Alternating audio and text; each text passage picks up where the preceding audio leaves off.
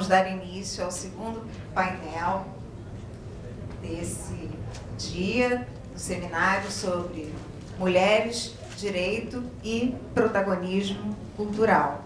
Nossa mesa 2 vai tratar de mulheres e invisibilidades no espaço público e privado. Passo agora aos trabalhos de presidência da mesa, a nossa querida procuradora do município, Beatriz, que vai conduzir os trabalhos como presidente da mesa.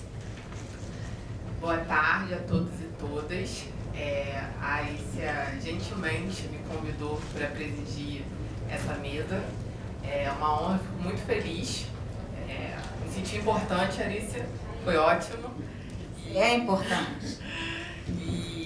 Bom, vou rapidamente falar sobre a importância desse debate, né, que está sendo feito no dia de hoje, mas eu acho que é muito para além do dia de hoje e para além também dos muros institucionais. Eu acho que essa é uma reflexão que necessariamente precisa ser revisitada, né, pela sociedade, a desigualdade de gênero, e aqui falando especificamente do recorte racial, eu acho que é urgente, isso é uma demanda urgente. Quando a gente fala de mulher, né, e invisibilidade, eu acho que isso passa necessariamente pela representatividade. E eu acho que debates como esses que fomentam, né, a representatividade e a atuação das mulheres. Então, eu vou passar a palavra para Vivian Babu, que é advogada e mestre e membro da Comissão de Direito Urbanístico da OAB São Paulo. Obrigada, doutora Beatriz. Antes de tudo, eu quero agradecer imensamente o convite para estar aqui, em nome da doutora Alicia. Quero agradecer à Escola de Políticas do Estado, aqui da PGM, e agradecer também à doutora Inês, que me envolveu nesse furacão que é esse livro, e que realmente, eu posso chamar de furacão, porque é um livro que tem se desdobrado em tantos movimentos, tantos debates, e também uma oportunidade de conhecer tantas mulheres fazendo debates consistentes sobre as suas áreas de pesquisa voltadas aí ao protagonismo de mulheres na cultura, ao apagamento dessas mulheres. E foi muito a convite da Inês também que acabei fazendo aí, me debruçando. Eu trabalho com patrimônio cultural há muitos anos, e na sua intersecção aí com planejamento urbano, e foi um convite a fazer esse olhar a partir do recorte de gênero. Eu, que me considero feminista e pesquiso esse tema, pensei, puxa vida, mas nunca tinha feito essa intersecção, apesar de ter as minhas suposições e as minhas hipóteses e teorias. Fui fazer essa pesquisa mais a fundo. E aí, o que eu quero trazer aqui para conversar com vocês, primeiro eu anotei várias coisas da outra mesa que atravessam um pouquinho da reflexão que eu quero trazer. A gente vai falar sobre como que as políticas de preservação do patrimônio cultural no Brasil celebram o trabalho do cuidado, que é um trabalho eminentemente feminino. Né? A Heloísa comentou que só em 1827 as mulheres acessaram a educação formal, mas só para prendas domésticas. Né? A gente vai falar do curso do Museu, né, de História Nacional, que na verdade era para que as mulheres pudessem educar melhor os seus filhos e criar melhores ambientes de relações sociais. Né? Enfim, a gente está falando sobre esse papel que é reiteradamente colocado no colo das mulheres. E como que isso está refletido na política de patrimônio? Eu acho que a pandemia, essa pesquisa foi feita em plena pandemia, com um filho que na época devia, não sei se tinha 3 ou 4 anos, um filho pequenininho, portanto, quem teve filho na pandemia e sobreviveu sabe do que eu estou falando. Então, a pandemia trouxe com muita força esse debate sobre o cuidado, e eu vou abordar isso nessa conversa. Mas essa provocação que eu quero trazer, o cuidado como um saber cultural. Oi, né? Como assim? Para a gente poder falar sobre isso, eu quero primeiro fazer uma pequena reflexão com vocês sobre as nossas políticas de preservação do patrimônio no Brasil. como que elas foram constituídas e como essa forma de constituição contribui ou não para a gente celebrar o cuidado. Mas antes disso, eu quero fazer uma provocação.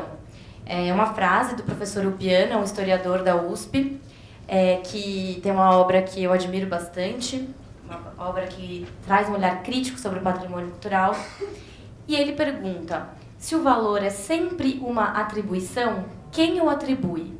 Quem cria o valor? Se a gente pensar no patrimônio cultural, ele é uma atribuição de valor, objetivamente. Né? O patrimônio cultural, no caso, é um reconhecimento oficial do Estado sobre algo que é de interesse coletivo e, portanto, tem uma chancela ali, um tombamento, um registro, enfim. Ou seja, há um processo de identificação e reconhecimento de um valor. Mas eu quero dar esse passo atrás para que a gente possa se perguntar quem é que está construindo esse valor. Esse valor não é imanente, ele é construído. E aí, eu vou ter que pular alguns capítulos e já partir para umas provocações. A gente tem, a provocação que o Upiano traz, né, sobre o patrimônio cultural é quando ele se foca em excesso numa ideia que ele chama de cultura cólica. É a cultura que surge de forma espasmódica, em lapsos na nossa vida. Ou seja, a cultura não é aquilo que a gente vive cotidianamente. Cultura é o quadro que eu vejo no museu, a ópera que eu vejo na sala de concertos, mas não é a forma que eu me visto, a forma que eu cozinho, a forma que eu educo meu filho, que eu construo a minha casa, a forma que eu limpo a minha casa, sei lá. Né? Então ele faz essa provocação de que quando a gente tem esse olhar da cultura cólica, que surge como espasmos, a gente tem em contraposição a isso, nas políticas de preservação, uma desvalorização desse lugar do cotidiano, que é o trabalho, o habitar, né, as formas de morar, enfim. E aí, bom, acho que um pouquinho o fio dessa meada, né, se a gente tem cultura cólica, cultura que eu consigo acessar por meio de consumo, mediado pelo dinheiro, muitas vezes, né? Então, a cultura como produto que eu acesso mediante pagamento. Então, a gente pode falar de processos de elitização também da cultura quando a gente olha sob essa ótica, né? E o que ele vem trazer? Né? Ainda também estou muito fundamentada no Upiano, mas e o lugar do patrimônio? É esse? O patrimônio cultural tem que ser esse lugar? É só isso que nos cabe? E ele vai falar desse lugar da fruição do patrimônio, que ele entende que é esse da relação contínua, demorada, que se adensa. Eu adoro essa imagem porque parece essa coisa meio caldo, que você não sabe dizer muito bem, que é a gente vivendo. Todo mundo aqui tem cultura, né? E a questão é, como que a nossa cultura, que todo mundo tem, a gente fala, aquele povo não tem cultura, mentira, todo mundo tem cultura, todo ser humano sobre essa face dessa terra tem cultura, né? Quais são aqueles modos de viver, de existir, que são celebrados nas nossas políticas patrimoniais? Eu acho que é um pouco essa provocação que eu quero trazer para vocês. E aí, eu quero trazer uma outra referência, que é da Association of Critical Heritage Studies, Associação de Estudos Críticos do Patrimônio. É uma associação que nasce em 2012, muito em função das declarações de patrimônio da humanidade da Unesco, que vai trazer esse viés do patrimônio enquanto um lugar político. Eu vou fazer uma tradução livre aqui, tá? Mas essa associação nasce de um manifesto que diz o seguinte: o patrimônio é, como qualquer outra coisa, um ato político. E a gente precisa nos trazer para nós mesmos questões sérias sobre as relações de poder que o patrimônio muitas vezes tem invocado. Questões de nacionalismo, de imperialismo, colonialismo, elitismo cultural, ocidentalismo, exclusão social baseada em classe ou em etnia e o fetiche da expertise técnica. Tudo isso tem influenciado a forma como a gente usa, define e mobiliza essa noção de patrimônio. A Critical Heritage, né, vai dizer, a gente argumenta que um olhar verdadeiramente crítico sobre o patrimônio vai fazer muitas perguntas desconfortáveis sobre as formas que a gente tradicionalmente pensa sobre patrimônio. E quando a gente fizer isso, os interesses dos marginalizados e excluídos vão ser trazidos à superfície. A gente vai se dar conta de tudo aquilo que a gente esqueceu quando a gente escolheu o que lembrar. É um pouco essa a história. Tá? E aí, a ideia aqui é que a provocação é que, na verdade, se a gente... Enfim, eu trago essa aspas, eu adoro essa aspas, que uma das pesquisadoras é uma arqueóloga australiana, Laura Jane Smith. Esse livro maravilhoso chama Uses of Heritage. Ela vai falar, na verdade não existe essa coisa chamada patrimônio. É a primeira frase do livro. E ela vai explicar, e é um pouco o que eu quero provocar aqui, que a gente possa desconstruir essa identificação automática que a gente tem do patrimônio com aquilo que é antigo, belo, grandioso, monumental. Isso foi construído, né? Lá o Piano disse, se valor é uma construção, alguém o atribuiu. Vamos nos lembrar que isso foi construído. E uma chave importantíssima dessa formulinha aí do patrimônio construído é o chamado discurso autorizado do patrimônio. Porque como que isso se constitui institucionalmente no Brasil? A gente tem pessoas que institucionalmente ou a si mesmos evocam a autoridade técnica, pretensamente técnica, para dizer o que é e o que não é patrimônio. Então, essa noção de expertise técnica e estética que é autorreferente, narrativas de nação e de consenso social, privilégio à monumentalidade e à grande escala, e a consequência de tudo, valor imanente. Porque se eu sou apenas um expert capaz de enxergar o valor e dizer para você que não conhece, você, pobre mortal, não sabe o valor, logo eu te digo, porque eu tenho o olhar técnico para ver, o valor é imanente. Eu estou negando a subjetividade da construção do valor. E a provocação é, a gente precisa trazer de volta o aspecto político e intangível do patrimônio. No limite, todo patrimônio é intangível. Inclusive, o nosso podcast, né, Inês? A gente teve um projeto aí também na pandemia, depois convido vocês a darem uma fuçada, que se chama Intangível, que é um podcast que debate patrimônio imaterial. Mas, no fundo, todo patrimônio é imaterial. A questão é que, às vezes, ele vai ter um suporte material, às vezes não, mas ele é sempre uma construção simbólica e de valor dos sujeitos que estão envolvidos com aquele objeto, ou com aquela situação, com aquele saber.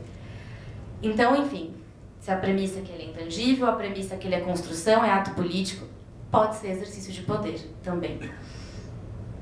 E se a gente pensar nesse caminho, né, do discurso autorizado do patrimônio, valor imanente, se o valor é imanente, não tem como eu não me apegar à materialidade, não tem como eu não me apegar à originalidade, e não tem como eu achatar a história. Acho que um pouquinho eu tô comprimindo, nesse momento estou achatando a história e tentando comprimir a reflexão, né? E se você tem uma expertise pretensamente técnica, você tem uma política homogeneizante, você tem uma invisibilidade do que é dissonante e você tem o patrimônio como consumo, como lugar que eu contemplo, mas não que eu me envolvo e construo cotidianamente. Eu não sou protagonista daquilo, eu sou consumidor e contemplador, né? E as mulheres nessa história? E chegamos, espero que eu não tenha matado o meu tempo até aqui. Se as políticas, é a minha pergunta, se as políticas de preservação estão às voltas com as suas categorias totalizantes e autorreferentes de patrimônio, o que dizer então da presença das mulheres nesse processo? E aqui a gente poderia fazer uma análise a partir de duas perspectivas. A primeira, sobre... Tivemos mulheres que foram agentes da política de preservação? A Heloísa citou uma delas aqui, né, que é a Lígia Martins, né, do IFAM, que foi a primeira museóloga do IFAM. E a gente tem um rol de inúmeras mulheres que a gente não sabe o nome, que tem poucos registros. Eu não vou focar, né, nesse recorte, apesar de ser um recorte interessantíssimo. Eu quero pensar nessa segunda chave, que é como que as mulheres têm sido representadas nos bens tombados, mas especialmente no que diz respeito ao trabalho do cuidado, tá? E aí aqui eu vou ter que dar um passo atrás para falar um pouco sobre divisão sexual do trabalho. né? Bom, divisão sexual do trabalho, né? A gente tem de um lado o trabalho produtivo, aquele que tem valor econômico, historicamente aí vinculado à figura masculina, e o trabalho reprodutivo, né? Reprodução da vida, do cuidado, sem valor econômico reconhecido, historicamente associado às mulheres. Acho que isso é um dado de realidade que ninguém vai questionar, né? Deixa eu pular algumas coisas, senão vai ficar muito extenso. Eu adoro essa frase. Essa frase, eu acho que ela é singela, cirúrgica e devia dar um choque de realidade em todos nós nessa sala. Todas as atividades, incluindo aquelas que pensamos como políticas, envolvem uma dimensão de cuidado, porque, além de atuar, nós precisamos nos autossustentar enquanto atores. Todo mundo que veio aqui hoje, que está aqui hoje, comeu alguma coisa, está vestindo uma roupa que foi lavada por alguém, usou um banheiro que foi limpo por alguém, tem algum familiar, talvez um filho, um pai idoso, um tio que está sob os cuidados de alguém, se essa pessoa precisa de cuidado. Então, a gente se sustenta enquanto atores para poder agir politicamente. Ou seja, o que essa frase, o que eu quero chamar a atenção? A centralidade desse trabalho de sustentação, que é o trabalho do cuidado. Se esse trabalho é central para a nossa sustentação enquanto atores, como ele está reconhecido nas políticas de preservação? Essa é a provocação. Aí, eu tenho um vídeo, eu nem testei aqui o vídeo, mas eu vou pular porque eu já trago um resuminho do que ele faz. É um vídeo da Oxfam. A Oxfam é uma organização internacional de pesquisa. Ela fez uma pesquisa na pandemia sobre a questão do cuidado, porque eu acho que a pandemia foi interessantíssima nesse sentido. Normalmente, os homens que, né, se a gente pensar nessa divisão histórica de homens no trabalho produtivo e mulheres no reprodutivo, os homens se viram às voltas com reuniões, com um filho chamando, pai, terminei, com a comida que ficou em cima da mesa, que quem tira, quem não tira, quer dizer, eu acho que foi uma oportunidade para que todos se dessem conta de que o cuidar não é um mero acidente de percurso. É um trabalho exigente que demanda tempo, demanda atenção, demanda recursos, né? E a Oxfam dá um olhar para isso e ela vai dizer isso. Esse dado eu acho um dado importantíssimo. Mulheres e meninas ao redor do mundo dedicam 12,5 bilhões de horas todos os dias ao trabalho de cuidado não remunerado, uma contribuição de pelo menos 10,8 trilhões por ano à economia global. Isso dá mais de 3 vezes o valor da indústria da tecnologia do mundo.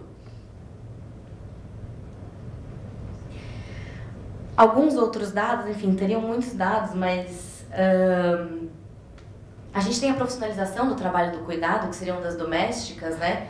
A gente vê lá que dos 67 milhões de trabalhadores domésticos no mundo, 80% ainda são mulheres, então o recorte de gênero persiste na profissionalização, né? As mulheres em idade ativa no mundo, 42% delas estão fora do mercado de trabalho, versus 6% dos homens, tá? Aí vai falar da precarização, acho também, do trabalho doméstico, quer dizer, é um trabalho profissionalizado, mas que ainda assim é um trabalho marginalizado frente a outras possibilidades de trabalho. A gente sabe muito bem, né, como a coisa funciona. Silvia Federici, né, uma teórica italiana, militante feminista, nos anos 70 ela vai se envolver em diversas lutas e uma delas era de cobrança de salário para poder realizar o trabalho doméstico.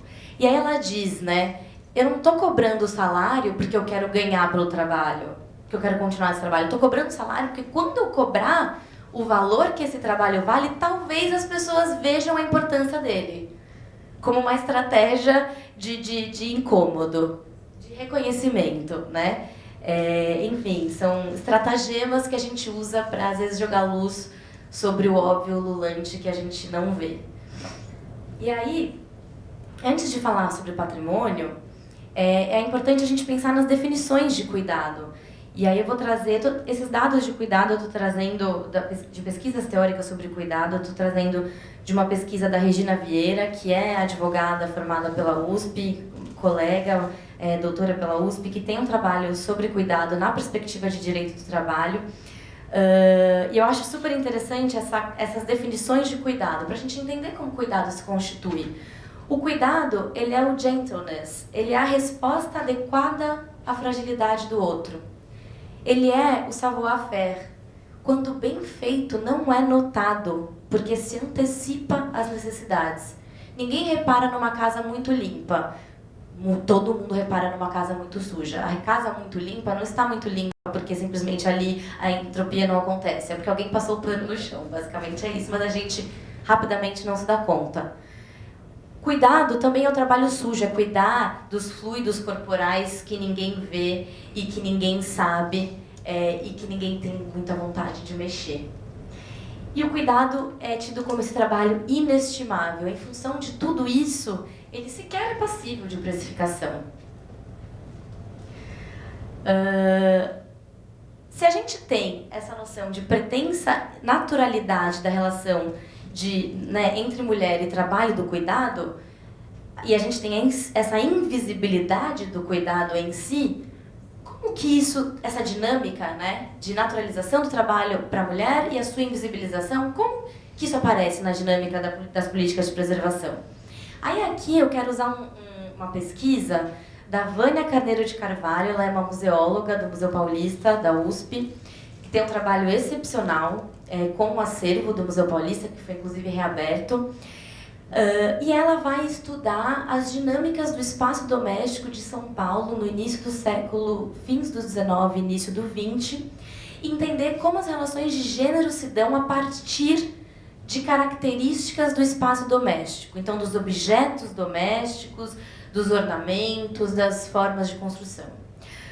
E aí ela vai identificar duas dinâmicas que se manifestam na materialidade do espaço doméstico. A dinâmica centrípeta, e aí esse desenho bem tosco para demonstrar que o centrípeto é que tudo se volta para o centro, ela traduz a presença do homem no espaço doméstico. O homem é o substantivo e os objetos o adjetivam, agregam-lhe características e reforçam a sua individualidade. É a caneta do Dom Pedro, é o busto do meu pai, é a folha que eu usei, tudo reforça aquele lugar de persona que o homem se reveste na casa. Aqui tem uma caneta que está na pesquisa da Vânia, que pertenceu a Prudente de Moraes, e uma informação super importante, temos diversas canetas no Museu Paulista, nenhuma delas vinculadas a uma mulher em específico. Ainda que, ela diz, as mulheres alfabetizadas da elite eram aquelas que tinham o hábito de escrever. A gente falou aqui, a Elisa comentou, elas estudavam no museu para poder melhorar os ambientes de sociabilidade, etc. As mulheres eram responsáveis por sustentar os espaços de sociabilidade, de dar notícias para os familiares. Eram elas que escreviam as cartas e mantinham os vínculos funcionando. Então não é porque elas não sabiam escrever, obviamente. É porque não era nenhuma escrita monumental, nenhuma escrita grandiosa de um marco excepcional da nossa história. A dinâmica centrífuga, por outro lado, é essa dinâmica da dispersão. Eu giro a roda e aquilo que está no centro se esvai e o centro deixa de existir. E a Vânia identifica isso como uma dinâmica que representa muito a presença da mulher no espaço doméstico. A mulher trabalha para a manutenção material e relacional da casa, se desdobra e cuida do todo, doando-se infinitamente, se dissipa no espaço. Então a gente não tem um objeto que reforça a personalidade daquela mulher. Eu até anotei aqui, são muitas as coincidências. A Inês estava falando sobre a renda, como que a renda é um trabalho muito grande, mas que não rende muito dinheiro, E aí aqui eu vou fazer uma autocitação, assim, bem petulante, mas que está no artigo, que vai falar justamente sobre as toalhinhas de renda das mesinhas, né? Então, a toalha de renda repousa na mesinha de centro e descansa graciosamente no espaço, escondendo toda a técnica, precisão, aprendizado e trabalho envolvidos na sua concepção. A renda está ali, especificamente, para tornar o ambiente familiar e acolhedor. Assim também o é a presença da mulher no espaço doméstico e no espaço do cuidado, quando bem feito, desaparece. E a Vânia vai demonstrar isso, né? Como que a roupa da mulher tem a mesma renda da mesinha que está no centro, na mesinha de centro. Quer dizer, a mulher é quase um objeto nessa casinha, máquina que se organiza para deixar as relações sociais sustentadas e funcionando. Então a gente tem sempre essa tensão, né? Essa tensão. De um lado, o cuidado como uma tarefa simples, acessória, natural, cotidiana. O cuidado é uma presença centrífuga. E o patrimônio, na lógica do discurso autorizado, hegemônico, ele é imanente, ele é grandioso, ele é excepcional. Ele é uma dinâmica centrípeta. Eu estou tentando criar paralelos aqui para a gente conseguir pensar, então, como que o patrimônio cultural olha para a presença do cuidado, essa dinâmica centrífuga, essa contribuição das mulheres. E aí eu tentei fazer um mergulho prático para analisar objetivamente patrimônios nossos, tombados ou reconhecidos, e já vou concluindo. Fiz um recorte dos bens tombados a nível federal no estado de São Paulo, tá? Nós tínhamos, no momento da pesquisa, 100 bens tombados, aí aqui estão as divisões, mais ou menos, desses bens. Tomei emprestado um diagnóstico do Antônio Arantes, né, que vai dizer sobre a presença luso-brasileira, né, institucional, religiosa, muito marcante. Ele escreve isso lá em 87. Então, no pós-87, tomando emprestado o diagnóstico do Arantes, fui para depois disso. A gente tem presenças não centrípetas reconhecidas como patrimônio. Sobrariam 16 tombamentos, tirando os religiosos, os institucionais ou excepcionais. Esses 16 seriam 3 conjuntos urbanos, não entraria nessa análise se tem uma dinâmica centrífuga ali prevista, celebrada, um acervo, que também acho que é uma outra ordem, que a gente está falando de objetos de arte, bem de arquitetura colonial, que a gente sabe muito bem que tem esse recorte, né, da questão portuguesa e tal, e 11 bens representativos da imigração japonesa no Vale do Ribeira. A imigração japonesa ser reconhecida como patrimônio pelo IFAM já é em si um reflexo do alargamento do entendimento de patrimônio. Mas, será que ele está olhando para o trabalho do cuidado e celebrando o trabalho do cuidado? Era essa a minha dúvida. Me chamou a atenção que tinha lá uma residência da senhora Sussu Okiyama. Já vou concluir. Residência da senhora Sussu Okiyama. Nossa, puxa vida, uma casa com o nome de uma mulher que foi reconhecida, foi tombada pelo IFAM. Vamos ver o objeto que foi celebrado ali. Bom, os critérios para a seleção dessa casa são questões construtivas, soluções arquitetônicas, fala sobre os modos de morar, etc., mas não celebra o trabalho do cuidado como algo a ser preservado e registrado naquele conjunto. E aí, né, gente, a gente fica até... Mas no fim, gente, Vivian, você não vai achar. O patrimônio, o tombamento não vai reconhecer isso. Né? Um pouco, você fica com essa impressão. E o patrimônio imaterial? Faria sentido, então, a gente pensar se o imaterial faria essa celebração? No momento da pesquisa, a gente vê, né, que a gente tinha 49 bens registrados, e a gente vê que a referência ao protagonismo da mulher está tipicamente associada a atividades do plano doméstico. Não como uma atividade celebrada, mas como apoio à realização de algo que o transcende. O cuidado nunca é a celebração em si, mas é o meio para algo que é superior a ele. E aí, até citando Inês aqui, que já nem sei, num livro de 2021, que acho que você escreve com a Cecília, né, sobre os patrimônios imateriais, sobre o cordel, né, que o cordel cita o trabalho das mulheres, de alguma forma, e elas têm um trabalho central, que elas fazem a costura dos livrinhos, depois a Inês pode até contar melhor, mas reproduz bem essa dinâmica. Quer dizer, ela costura os livrinhos, costura as roupas, monta todo o cenário, mas é um trabalho meio lateral para a celebração de algo maior, né? Então, aspas aqui da Inês e da Cecília, o machismo e a invisibilidade do papel da mulher, presentes na sociedade de forma geral, são reproduzidos quase sempre de maneira imperceptível pelas instituições culturais e pelos atores que buscam a proteção do patrimônio imaterial. E aí, para concluir, o que eu deixo de provocação, né, a Joan Scott, quando vai escrever, né, o Peter Burke faz um movimento sobre a nova história, né, a gente pensar a história social, ela vai escrever e refletir sobre a questão da história das mulheres, e a questão que ela coloca é: se a gente identifica esse gap, essa lacuna, o que nos cabe fazer? Corrigir a rota e passar a olhar para esses outros valores e questionar a forma de valorização do patrimônio, ou a gente tem uma necessidade de implosão da forma como a gente construiu as coisas até aqui e construir algo de forma diferente. Ela deixa essa provocação quando ela vai falar sobre historiografia, e eu deixo essa provocação quando a gente vai falar sobre patrimônio e mulheres. É isso. Obrigada.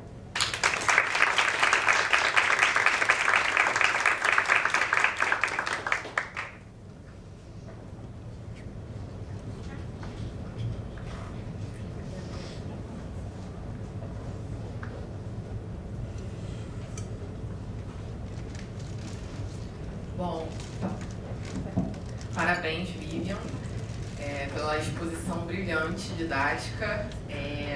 E agora eu vou passar a palavra para a doutora Alicia Fernandes, que vai abordar o tema Temes, a Deusa da Justiça, feminina só no nome, desigualdade de gênero no Tribunal de Justiça do Estado do Rio de Janeiro. Boa tarde, queridos. Eu vou reduzir a minha fala de 20 para 10 minutos, em homenagem a essa plateia que está aqui a tarde toda, para que nós possamos usufruir do nosso coquetel, do lançamento, do resto desse momento. Mas não posso deixar de contar para vocês o percurso que foi escrever este artigo. A encomenda inicial era para uma revista que queria que se tratasse da diversidade de gêneros no âmbito do judiciário. Obviamente que a revista foi desprezada, porque depois eu recebi o convite da doutora Inês Soares para participar da coletânea dessas grandes mulheres. A professora Melina tem várias obras das constitucionalistas feministas, mas aqui não eram só constitucionalistas, como eu disse, eram várias profissionais, mulheres de várias áreas do saber, tratando de temas sobre o protagonismo da mulher. Muito bem. Qual dos órgãos, então, escolher? Houve uma pesquisa do CNJ de 2014, mostrando que, entre todos os tribunais de justiça dos estados do Brasil, aquele que apresentava maior igualdade de gênero, do ponto de vista quantitativo, era justamente o Tribunal de Justiça aqui do Rio de Janeiro. E, então, o meu grande questionamento era, ora, se há uma igualdade do ponto de vista quantitativo entre magistrados e magistradas, por que nos parece que muitas vezes as decisões não retratam, principalmente no órgão especial, em certas decisões de cúpula, ou mesmo na composição do primeiro, segundo, terceiro vice, e mesmo no fato de só termos tido uma presidente do Tribunal de Justiça mulher, desde a fusão, em 1975 até agora, essa suposta igualdade não se revela nesses dados numéricos. Então, foi sob a hipótese de que não necessariamente a igualdade quantitativa se traduzia numa igualdade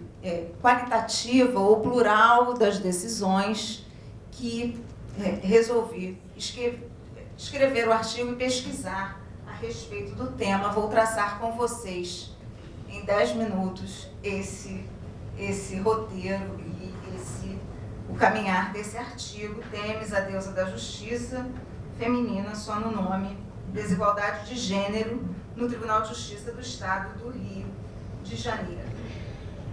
A hipótese era que, na Constituição pós-88, havia de fato igualdade no acesso, porém desigualdade na ascensão, principalmente aos postos de liderança, não só no judiciário, como nos órgãos jurídicos em geral.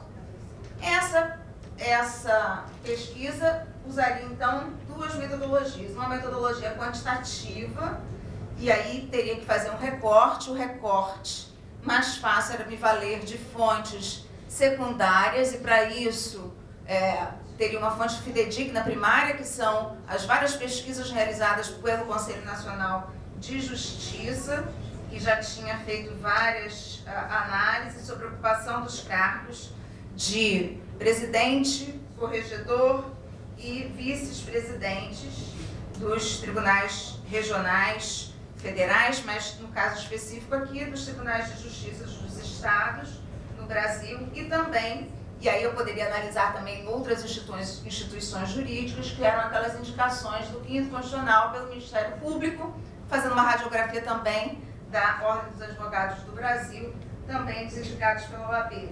A outra metodologia seria a metodologia qualitativa, e aí me valia de formulários de entrevistas, tá? Nesses formulários de entrevistas era fácil.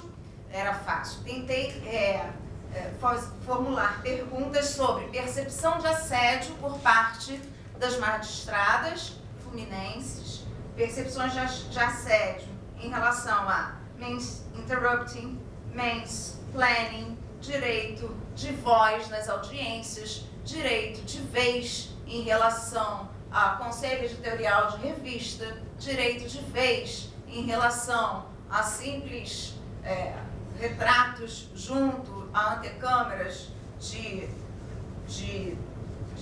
determinadas salas em que são homenageados os magistrados, práticas não só ostensivas, como, por exemplo, essas que acabei de mencionar, como o means interrupting, como também práticas veladas, aquelas que são mais insidiosas, aquelas que são mais sutis, aquelas que às vezes vêm até travestidas de elogios, aquelas que são mais difíceis, porém mais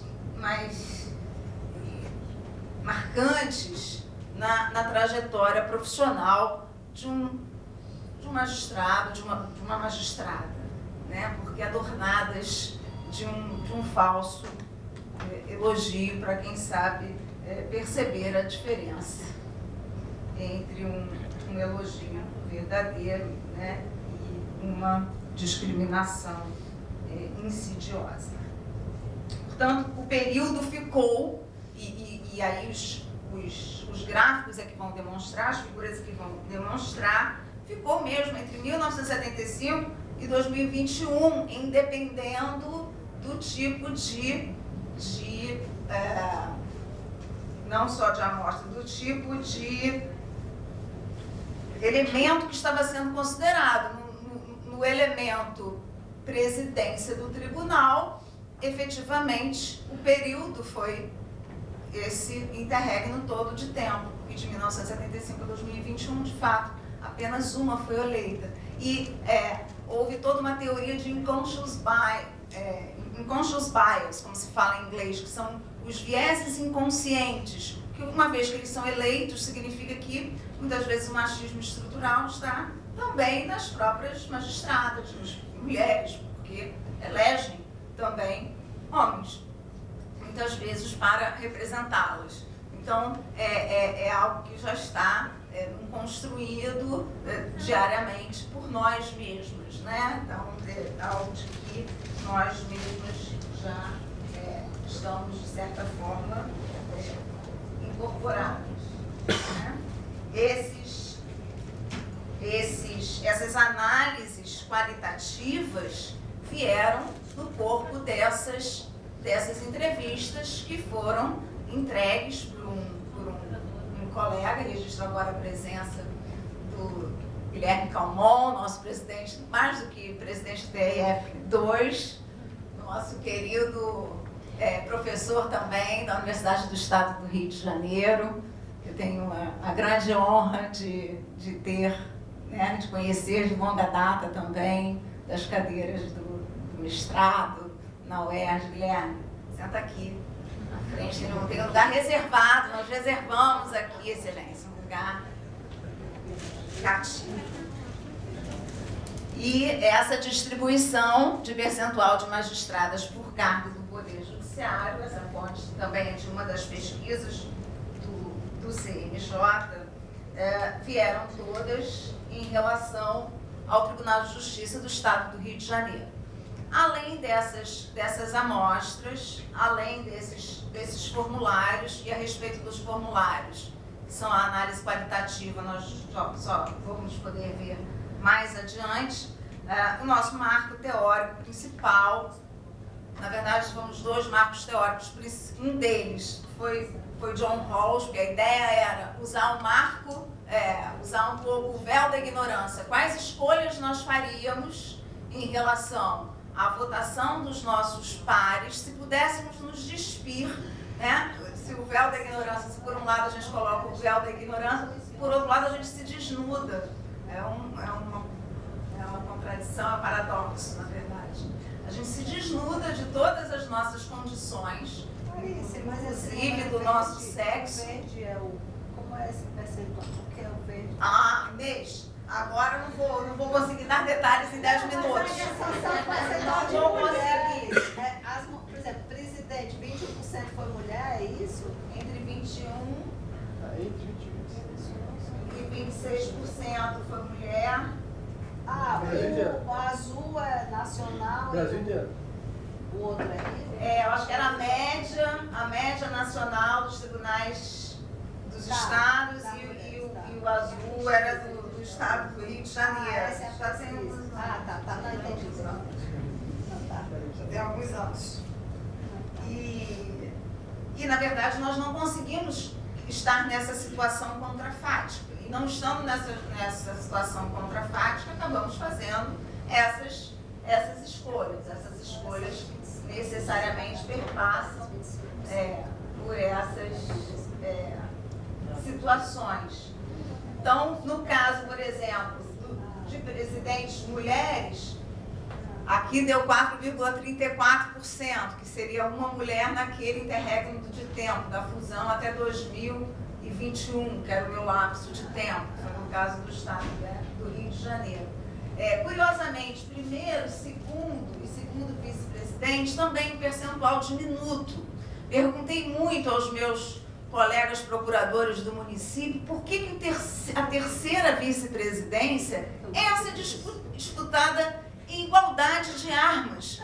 Não consegui fazer ilações porque essa disputa, não sei se é uma posição não tão simpática, porque o terceiro vice-presidente, afinal de contas, ele barra muito, né, os recursos extraordinários e especiais. Não consegui identificar, se não é uma situação muito cômoda, muito alvissareira, mas fato é que neste momento o lugar é dado em igualdade de armas para as mulheres. Mulheres, se vocês querem a terceira vice-presidência, tem chance. Tem bem mais chance que a primeira e a segunda vice. Incrível. E aqui a corregedoria também tem baixo. E que sorte que o nosso presidente do TRF2 chegou agora.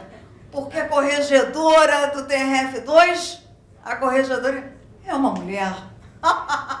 Olha como é que eu tenho sorte. Só não é desembargador Simone porque ela não quis. Porque ela não quis. E olha que também é eleita, mas também é eleita diretora do Centro de Estudos e também é uma mulher. Vejam que o TRF2 está bem melhor nos números em matéria de equidade de gênero do que o TJ2. Vejam. Inês ia me colocar numa tremenda saia justa e eu vim. Eu vim de saia. Estou muito bem com os números do TRF2. Mas vejam, no nosso TJ, mesmo as estátuas que o ladeiam, quando são estátuas, são nomes femininos, mas apenas abstratamente. Não são, não, né? É a justiça, a equidade, a lei. Mas vejam, são homens que a representam. São homens, são figuras masculinas os que as representam. Se forem lá na Emerge, na Escola da Magistratura, a maioria dos professores que adornam com fotos as antessalas, também o professor Guilherme Calmon, merecidamente está lá numa delas, obviamente. Mas são figuras masculinas. A maioria delas são figuras masculinas. Mas Nancy Fraser diz o seguinte: não adianta, e aí vou terminando aqui, porque prometi que seria breve, em 10 minutos. Até porque prometi que chegava a nossa autoridade máxima aqui para o lançamento do livro. Não era por isso, não. Eu prometi para a gente manter o horário, de fato. Nancy Fraser dizia: não adianta a gente manter a igualdade de gênero se nós não cuidarmos das outras questões, como a etnia, a classe. Agora falando, não adianta a gente manter o discurso de igualdade, por exemplo, de salários entre homens e mulheres, como a gente escuta até hoje, não que não sejam relevantes, não que essa questão não seja relevante, mas essa questão é uma demanda feminista da década de 80. Não que ela não seja relevante. Até hoje, não chegamos a ela. No serviço público, a rigor, sim. Mas se não cruzarmos essas questões com as interseccionalidades, com a questão da raça, com a questão da classe, com a questão da etnia, com todas as outras questões, estaremos reproduzindo as mesmas superestruturas e as mesmas discriminações de sempre. E aí o que vai acontecer é que hoje, no dia de comemoração da mulher latino-americana negra, ainda temos somente 30% das mulheres desse evento negras. Eu quero que daqui a 10 anos ou antes disso, sejam 70% delas aqui nessa mesa, e não a minoria. E só a interseccionalidade da raça e da classe, junto com a igualdade de gênero, é que vão fazer isso. Só a igualdade de gênero reproduz. É só a mulher branca que vai ter direito à voz. E não é isso. A verdade e a igualdade que a gente quer, do múltiplo, do igual para todos, num Brasil tão colorido como é o nosso Brasil.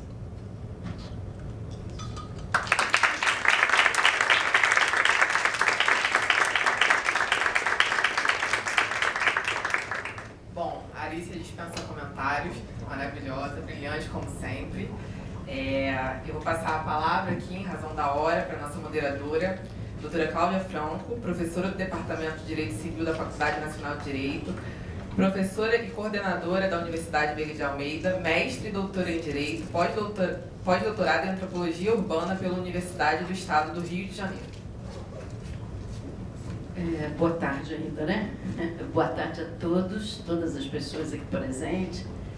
É um dia para mim muito especial. A qualidade das falas, a representação dessas falas todas, elas realmente evocam em todos nós grandes reflexões, né? E para mim, assim, de modo especial, eu estava aqui refletindo enquanto conversava com o Pikachu, porque hoje é aniversário da minha filha e eu estou contratando o Pikachu para estar presente. Então, o Pikachu estava com dificuldade de chegar no evento e eu estava ensinando como chegar lá na festa, que daqui a pouco vai começar. Mas fiz questão de estar aqui justamente até para celebrar também o nascimento da minha filha, que para mim é um grande orgulho, né? Junto com a minha esposa, termos uma filha tão linda, né? E tão consciente já do seu papel, né? Numa família considerada por alguns diferente, como se existisse alguma família diferente, a consciência do papel dela na sociedade para um mundo melhor. E essa consciência de mundo melhor, né, que a gente tem, não é simplesmente uma coisa no nosso imaginário social. Ela deve ser execubilizada a todo momento. Então, todas essas falas trazem para nós reflexões muito profundas. E tudo que foi falado aqui, eu penso numa coisa muito importante. Eu sou advogada militante há um pouquinho mais de 30 anos e sou professora universitária, como muitos aqui, há mais ou menos uns 25 anos. E sou professora de Direito Civil e de Direito Urbanístico, né?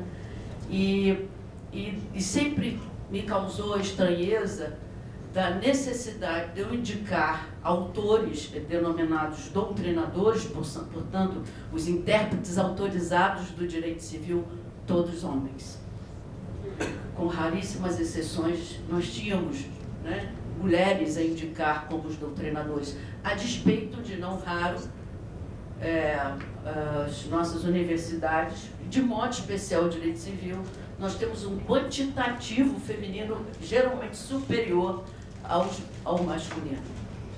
E eu estou falando de modo especial daqueles doutrinadores que nós consideramos os básicos na nossa formação da graduação. Obviamente, isso vai reverberar futuramente nas outras concepções que nós estamos tratando aqui. Inclusive, na questão da representação participativa da mulher, que é muitas vezes invisibilizada. Eu diria um pouquinho mais aqui, já fazendo algumas reflexões, tanto para a Vívia quanto para a nossa Alice. Foi falado aqui justamente que a questão de ser mulher é muito mais, né, doutora, muito mais complexa do que esse enquadramento superficial que nós queremos falar. Acabamos falando, né, ou concebendo. Eu gosto de falar de corpos femininos. Eles dizem muito mais. Então, essa invisibilidade participativa, ela está muito ligada aos corpos femininos. A nossa cidadania está sendo discutida quem pode usar o banheiro. Ainda estamos nesse nível, né? Ainda discutimos desde a década de 80 sobre a questão da igualdade salarial. A questão é que nós precisamos de exercício específico nos espaços de poder, porque mudança se faz dentro. Então, há necessidade de uma atuação objetiva de ocupação desses espaços. E essas coisas, elas são tão internalizadas em nós, que eu daqui olho para essa plateia e vejo a maior parte dos homens do lado direito e a maior parte das mulheres do lado esquerdo. É impressionante. É muito simbólico essa questão. Mas é muito interessante como nós internalizamos as coisas. Há quem diga que se tudo correr dentro da normalidade, essa normalidade será excludente e, não raro, racista. Então, assim, essas reflexões colocadas pelas nossas colegas aqui, e eu gostaria até que falasse um pouquinho sobre essa perspectiva de igualdade, mas dentro de uma participação efetiva. Porque eu que trabalho com pesquisa há já alguns anos, eu sempre, quando eu vou a uma banca de doutorado, eu fico olhando para aquele trabalho, para aquela tese, para aquela dissertação, e penso, o que esse trabalho pode reverberar para uma mudança? mudança. Porque eu acho que nós temos que ter um comprometimento ético de mudança, de levar pelo menos para a sociedade reflexões profícuas, profundas e transformadoras, né? E realmente me traz um certo incômodo quando eu vejo uns trabalhos que vêm de lugar algum para lugar nenhum, muito mais autorreferente do que qualquer outra coisa. Então eu gostaria de pedir, né, as nossas queridas palestrantes, os nossos colegas aqui, que falassem um pouco sobre essa percepção e sobre essa necessidade. E desde já, agradecendo muito, e sem dúvida alguma foram falas muito importantes e profícuas. Parabéns.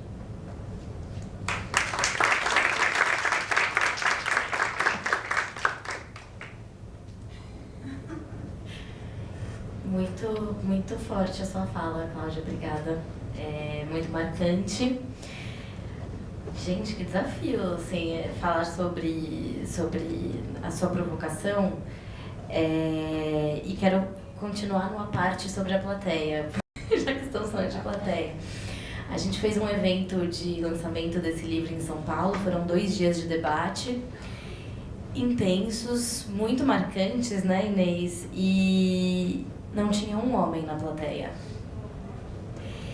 E isso foi, assim, a gente inclusive debateu isso nas falas, criou-se um ambiente, assim, muito da troca, do bate-papo, assim, né, uma coisa muito mais horizontalizada entre pesquisadoras, palestrantes e pessoas assistindo. E a angústia era essa, como se a gente estivesse falando sobre algo nichado. E a gente não está falando sobre algo nichado, a gente está falando de algo que é de interesse e de competência de todas as pessoas que reflitam. E aí eu já vou fazer um pulo, um gatilho, que para o que também tocou muito na conversa lá em São Paulo, sobre os paradigmas de existir e atuar no mundo. Os nossos paradigmas de profissionais e de tomadas de decisão são muito o paradigma da competição. E as mulheres, historicamente colocadas no trabalho do cuidado, a Bianca Santana trouxe muito isso, sobre como é necessária uma rede de apoio, de uma estrutura que permita que, para aquela mulher que teve um filho, para ela existir enquanto mulher, eu achei lindo que você falou, estou aqui inclusive comemorando o aniversário da minha filha, porque quando a gente vira mãe, a gente nasce outra pessoa também, né? E tem esse processo de construção de humanidade e de personalidade dessa nova pessoa que passa a ter responsabilidades, e a gente sabe como para nós é essencial ter essa rede de apoio, esse trabalho colaborativo, que normalmente são as avós, as tias, ou a creche particular, ou a creche da prefeitura, ou a crechinha, ou a empregada doméstica que vai ficar com a sua filha e com o seu filho para você poder ir trabalhar.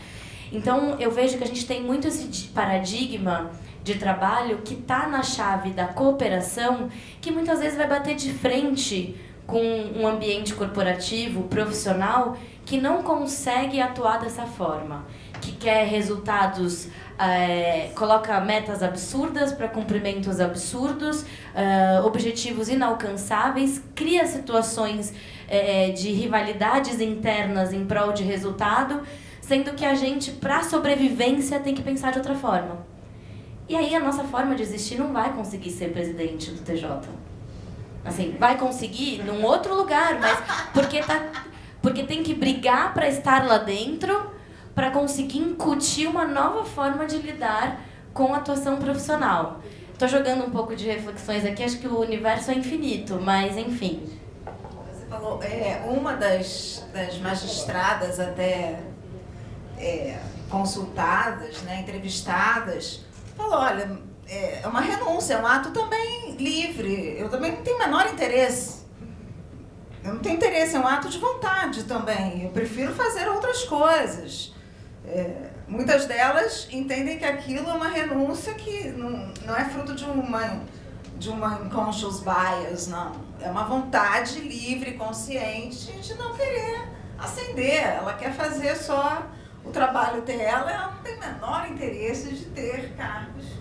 Ela quer cuidar do filho, ela quer cuidar da vida, também é uma opção legítima, dela. Então, assim, tem um outro lado também, sabe, das escolhas personalíssimas que... E tem aquela não escolha que é forçada por um mainstream. Né? E você tem que separar uma coisa da outra. Mas voltando aqui, só para finalizar, né, do auditório, você falou um pouco do cuidado, da competição, e lembrou um pouco, aqui tem talvez muitos dos procuradores também, salvo o nosso querido Paulo Roberto Soares Mendonça, mas é um catedrático, né? Já é professor da Unirio, mas e o nosso procurador-geral também, junto com o Raposo, são nomes especiais. Tem a união, você falou do cuidado, tem um cuidado também do parceiro. Acho que tem um cuidado de um cuidar do outro, não é privilégio da mulher, não é querer cuidar do outro. Acho que o amor também traz isso, a parceria também traz isso, e André Tostes também. Esse é Decano, hors concours. Tem a coisa no cuidado que você falou, que é o cuidado de que não é só a mulher que tem, acho que quem ama também tem, de querer cuidar do outro. Dito isso, passa a palavra à nossa presidente. Bom, plateia, alguém tem alguma questão, alguma dúvida, algum apontamento?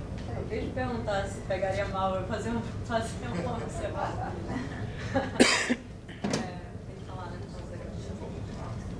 Boa tarde, todo mundo aqui, todas as pessoas aqui presentes, aquelas que nos acompanham, acho que está sendo transmitido também. Se apresenta como autora também. Eu sou uma das autoras do livro, meu nome é Natália Dino, escrevi um capítulo junto com a Judite Carigo Jajara sobre mulheres indígenas presas, e eu queria fazer uma pequeníssima observação. Só que como o cuidado, esse dever do cuidado, esse papel, esse encargo, ele recai de forma muito aumentada, muito mais desigual sobre mulheres negras no nosso país hoje. Tanto no espaço privado, quanto especialmente no espaço público. Então, eu vejo que aqui a nossa plateia, o nosso evento também tem uma minoria muito marcante de mulheres negras, e isso é algo que a gente precisa observar, precisa registrar sempre, fazer esse exercício de olhar para a questão de raça, a questão de classe, que atravessa também necessariamente as questões de gênero, sobretudo num país tão desigual quanto o Brasil. E mencionar isso, eu acho que era uma obrigação minha. Não, aqui também, para o registro desse Não, sem desse dúvida. evento. Mas a mesa não tinha deixado de fazer também Sim, esse com registro. certeza. Bom, alguma outra consideração? Eu acho que a gente pode encerrar, né, Arícia? Para encerrar esse dia tão importante, com reflexões ainda mais importantes, eu queria agradecer a cada uma das palestrantes, Arícia, Vivian, Cláudia, Heloísa, Elisa, Inês, Melina, Simone. Queria parabenizar todos os autores por essa obra tão importante. Esse dia ele fala sobre representatividade, fala sobre empatia, fala sobre você olhar para o outro, para as dores do outro. E eu fico muito feliz que a PGM dê esse espaço para esse tipo de discussão. Queria agradecer aqui também na figura do Procurador-Geral, Daniel. E, bom, fiquei muito feliz, acredito que tenha sido proveitoso para todos da plateia. E é isso, encerramos os trabalhos de hoje.